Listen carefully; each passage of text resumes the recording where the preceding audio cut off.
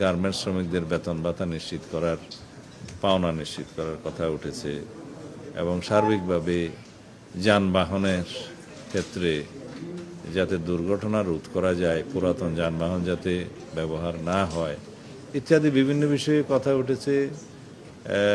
ফেরি দুর্ঘটনা যাতে রোধ করা যায়, লঞ্চের মধ্যে যে পশু পরিবহন সেটা যাতে বিভিন্ন রকমের হেনস্থার শিকার হয় সেগুলো রোধ করা যায়, এই সার্বিক বিষয়ে আমরা কথা বলেছি। সংশ্লিষ্ট সকল ডিপার্টমেন্টের সচিবগণ এবং সংস্থার প্রধান আর আমাদের মাননীয় ধর্মমন্ত্রী উপস্থিত ছিলেন। তো এই বিষয়ে আমরা কিছু সিদ্ধান্ত নিয়েছি, সেটা কালকের মধ্যে আমরা রেজলিউশন আকারে সবার কাছে দিয়ে দেব। সিদ্ধান্ত তো অনেক হয়েছে, গুরুত্বপূর্ণ।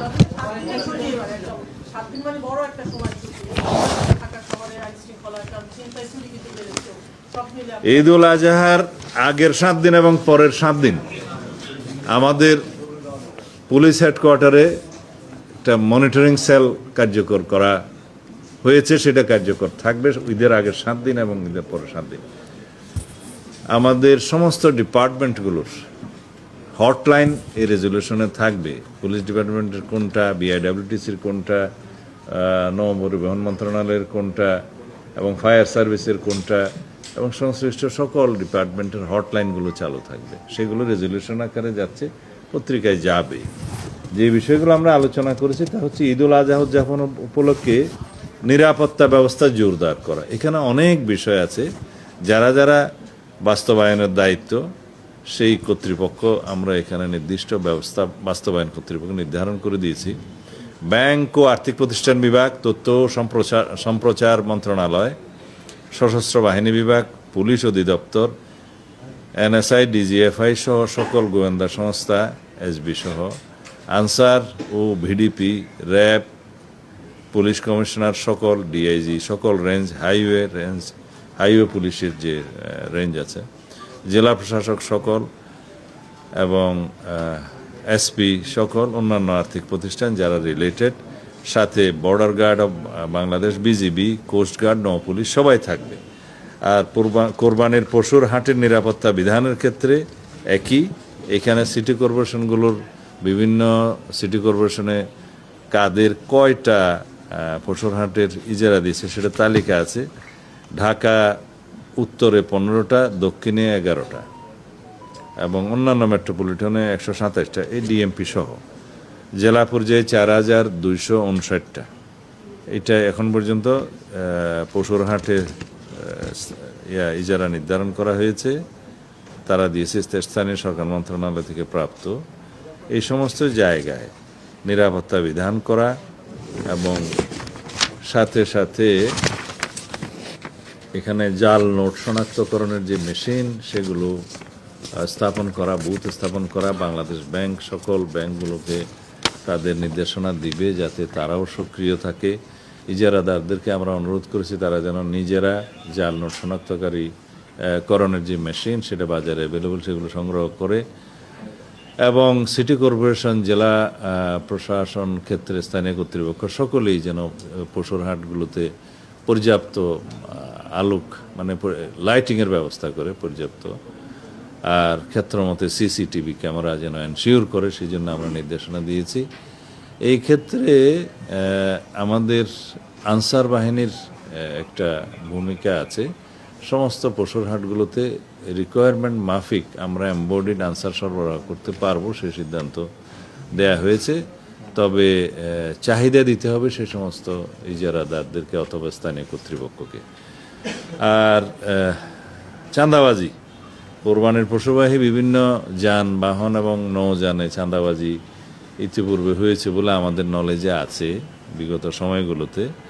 যাতে সেই চাঁদাবাজিগুলো বন্ধ করা যায় সেজন্য আমরা একটা হটলাইন নাম্বার এখানে দেয়া হয়েছে, নৌপরিবহন মন্ত্রণালয় মনে হয় এটা আপনারা হটলাইন নাম্বারগুলো পাবেন, কোন মন্ত্রণালয়, কোন সংস্থা, কোন নাম্বারে হটলাইন দিয়েছে। সেখানে আমরা ইনফরমেশন মাফিক আমরা দ্রুত ব্যবস্থা নেব। আইন শৃঙ্খলা রক্ষাকারী বাহিনী থাকবে, ফায়ার সার্ভিসেরও আমরা এখানে একটা হটলাইন দিয়েছি 102 ফায়ার সার্ভিসও তৎপর থাকবে যে কোনো রকমের সড়ক মহাসড়কে শহর এলাকায় যানজট এবং দুর্ঘটনা হ্রাসের জন্য আমরা প্রয়োজনীয় ব্যবস্থা নেব। সেখানে পুলিশের পক্ষ থেকে স্পিড গান ব্যবহার করা হবে, রেকার রাখা হবে, আর যাতে সড়ক মহাসড়কগুলো ইতোমধ্যে প্রয়োজনীয় সংস্কার পটহোলস যেগুলো আছে রিপেয়ার করে এটাকে ঈদ যাত্রায় যাতে নিরাপদ করা যায় সহজ চলাচলের জন্য সেই ব্যবস্থা সড়ক মন্ত্রণালয় নেবে এবং ক্ষেত্রমতে স্থানীয় সরকার মন্ত্রণালয় সেই উদ্যোগ গ্রহণ করছে। আর বিআইডব্লিউটি এর ক্ষেত্রে যেহেতু তারা এই লঞ্চ তারপরে জলযান সমস্ত বিষয়ে তারা এটা ডিল করে, তাদের একটা হটলাইন এখানে দেয়া আছে 16113। আর শিল্প এলাকায় যাতে নিরাপত্তা ব্যবস্থা জোরদার করা যায়, গার্মেন্টস শ্রমিকদের যাতে ঈদের আগে বেতন বোনাস দেয়া হয় সেজন্য গার্মেন্টস মালিক সমিতির যে সভাপতি তিনি এসেছিলেন, তাদের সংগঠনের বিকেএমই এর মালিক সমিতির প্রেসিডেন্ট সেক্রেটারি এসেছিলেন, তাদেরকে অনুরোধ করা হয়েছে, বাংলাদেশ ব্যাংককে অনুরোধ করা হয়েছে, আর শ্রমিক ফেডারেশনের যারা এসেছিলেন গার্মেন্টস শ্রমিক ফেডারেশন এবং অন্যান্য শ্রমিক কর্তৃপক্ষের যারা অ্যাসোসিয়েশনের নেতা তারাও বক্তব্য রেখেছেন। আমরা অনুরোধ করেছি সবাই মিলে বিজিএমইএ, বিকেএমইএ, বাংলাদেশ ব্যাংক, সংশ্লিষ্ট ব্যাংক, শ্রমিক ফেডারেশন সবাই মিলে ঈদের আগে যাতে কোনো শ্রমিকের বেতন অনাদায়ী না থাকে, মানে আদায় করা হয় বেতন বোনাস, সেই ব্যবস্থা করতে। কিছু কিছু সিক ইন্ডাস্ট্রিজ আছে, কিছু কিছু ইন্ডাস্ট্রি বন্ধ হয়েছে ইতিমধ্যে, সেই ক্ষেত্রে কী করা যায় তারা এটা সুসমন্বয় করে ব্যবস্থা করবে। আর কাঁচা চামড়ার মূল্য নির্ধারণের ক্ষেত্রে বাণিজ্য মন্ত্রণালয়ে আরেকটা মিটিং হবে, সেটা ট্যানারি মালিকরা আজকেও এসেছিলেন, ট্যানারি মালিক অ্যাসোসিয়েশনের প্রতিনিধিগণ, তারা বাণিজ্য মন্ত্রণালয়ের সাথে বসে একটা যৌক্তিক মূল্য নির্ধারণ করে পত্রপত্রিকায় সেটা প্রচার করবে, চামড়ার মূল্য, ন্যায্য মূল্য, সেটা পরবর্তীতে তারা জানাবে। আর অন্যান্য যেগুলো সার্ভিস সেক্টর আছে, বিদ্যুৎ, পানি এবং অন্যান্য গ্যাস সেক্টর, তাদেরকে সার্ভিস যাতে স্বাভাবিক রাখে সেই অনুরোধ করা হয়েছে। আর ঈদের জামাতে প্রয়োজনীয় নিরাপত্তা, মোবাইল কোর্ট পরিচালনা এবং অন্যান্য প্রচার করা হবে, যেটা আমরা ইতিপূর্বে মাননীয় প্রধানমন্ত্রীর সভাপতিত্বে একটা মিটিং করেছিলাম, সেটা পত্রপত্রিকায় প্রকাশিত হয়েছে, আপনারা জানেন, আমিও কথা বলেছিলাম। তাতে করে আমরা যেটা ব্যবস্থা গ্রহণ করেছি, এটা বাণিজ্য মন্ত্রণালয় অথবা শিল্প মন্ত্রণালয়, আমার মনে হয় এটা বাণিজ্য মন্ত্রণালয়ই করছে, শিল্প মন্ত্রণালয়ের সাথে সংশ্লিষ্টতা আছে, যেটা মাননীয় প্রধানমন্ত্রী 20 কোটি টাকা অনুমোদন করেছেন বিনামূল্যে গ্রাম পর্যায়ে, উপজেলা, শহর সমস্ত পর্যায়ে যাতে লবণ সরবরাহ করা যায় চামড়া সংরক্ষণের জন্য, এবং সাথে সাথে তাদের যেটা মোটিভেশনাল ওয়ার্ক, যেটা প্রচারণা করবে, সেটার দায়িত্ব স্থানীয় প্রশাসনকে দেওয়া হয়েছে, টিএনও, ডিসি, তাদেরকে সমন্বয় করে সেটা ক্যাবিনেট ডিভিশন থেকে সেই প্রচারণার জন্য অনুশাসন দেওয়া হয়েছে। যেমন মাদ্রাসাগুলোতে, এতিমখানাগুলোতে যারা চামড়া সংগ্রহ করে প্রায় বেশি, এবং ব্যক্তি পর্যায়েও যাতে প্রচারণাটা দেয়া হয় যে কোরবানির পশুর চামড়া খুলে নেয়ার পরের 2 ঘন্টার মধ্যে যাতে লবণ দিয়ে সংরক্ষণ করে, তাহলে চামড়ার গুণগত মানটা ভালো থাকে। সেইটার জন্য ইমামদের মাধ্যমে সমস্ত মসজিদে সেই প্রচারটা দেওয়ার জন্য এবং মুসল্লি সহ সবাইকে অনুরোধ করার জন্য সেটা ধর্ম মন্ত্রণালয়ের নেতৃত্বে ইতিমধ্যে নির্দেশনা দেওয়া হয়েছে। এবং এটার একটা ন্যারেটিভ, যে প্রচারপত্রটা কি হবে, সেটা কন্টেন্টটা রেডি করে আমরা ধর্ম মন্ত্রণালয়ের কাছে আমরা দেব, সেই জন্য একটা ব্যবস্থা নেওয়া হয়েছে। সেই কন্টেন্টটা সামাজিক যোগাযোগ মাধ্যমেও যাবে, এবং এইভাবে প্রচারণার জন্য ইসলামী ফাউন্ডেশন, ধর্ম মন্ত্রণালয়, আরও যারা যারা সংশ্লিষ্ট, তারা জনগণের মধ্যে এটা প্রচার করবে। তো এইভাবে আমরা সমস্ত সিদ্ধান্ত নিয়েছি। আরও অনেকগুলো বিষয় আছে, এই মুহূর্তে আমি সবগুলো রেজলিউশন আমার সামনে এখনও ফাইনাল করা হয়নি বলে বলতে পারি না। আরও কিছু বিষয় আছে যেগুলো আপনারা কালকে রেজলিউশন প্রকাশ হলে হয়তো আপনারা হাতে পেয়ে যাবেন। কোরবানি রিলেটেড প্রথমটা হলো যে একটু আগে বিরোধী দল নেতা বলছে যে চাঁদাবাজি হওয়ার কারণে বাজারের দাম বেড়ে গেছে, এটা উনি এটা নিয়ে কনসার্ন জানিয়েছে। নাম্বার 1। নাম্বার 2, একটু অন্য বিষয়, একটু ভূরাজনীতির ইস্যু। কারণ পশ্চিমবঙ্গে যে নির্বাচন হয়েছে সেখানে মুসলমানদের উপর যে হামলা হচ্ছে, মোট কয়টা কোয়েশ্চেন? 80 তো এখন কোরবানির মধ্যে।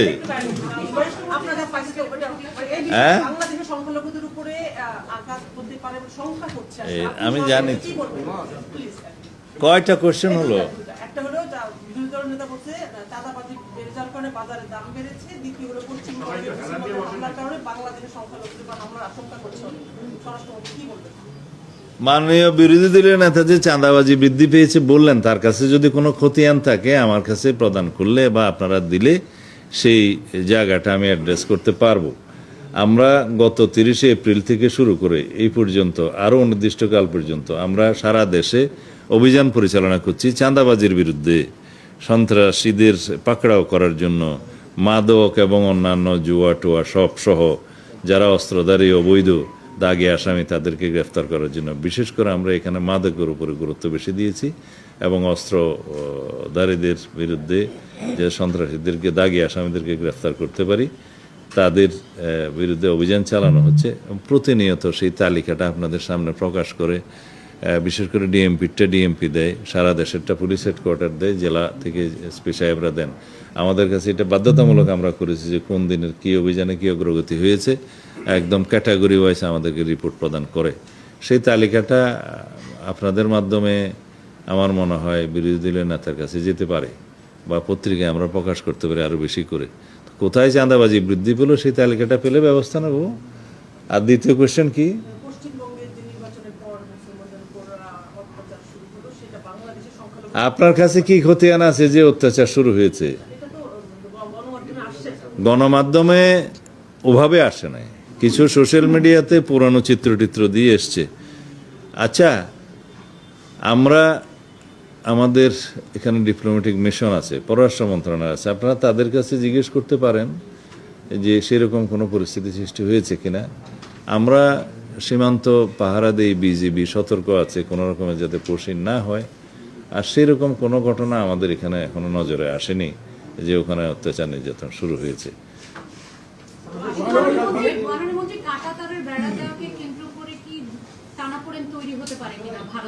এই বিষয়ে তো আমি গতকালকে কথা বলেছি। বাংলাদেশের সার্বভৌমত্ব আরেকটি দেশের সার্বভৌমত্ব, এটা হচ্ছে on the basis of sovereign equality. আমরা দুই দেশের সাথে সম্পর্ক বজায় রাখি।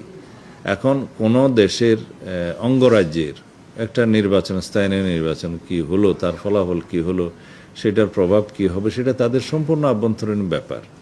এখানে কাঁটাতারের বেড়া যদি ভারতীয় সীমানার মধ্যে নোম্যান্স ল্যান্ড বজায় রেখে যদি সেই দেশ দিতে চায়, সেটা ডিপ্লোম্যাটিক ওয়েতে আমাদের আলাপ আলোচনা হবে। কিন্তু সেরকম কোনো ইস্যু তো প্র্যাকটিক্যালি ভারত সরকারের পক্ষ থেকে আমরা দেখিনি।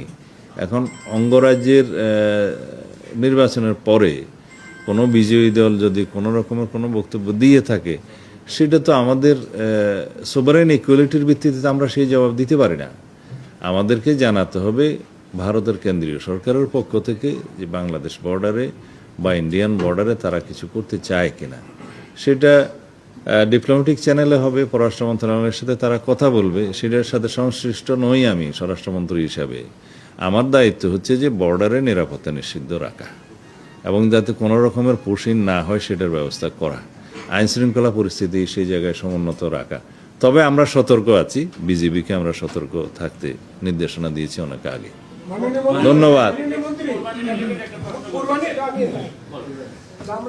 কখনো কোরবানিতে আছি, কখনো আবার সীমান্তে, কখনো আবার বিরোধী দলে কি করছে। আরেকটা কথা বলেছে, চাঁদাবাজি।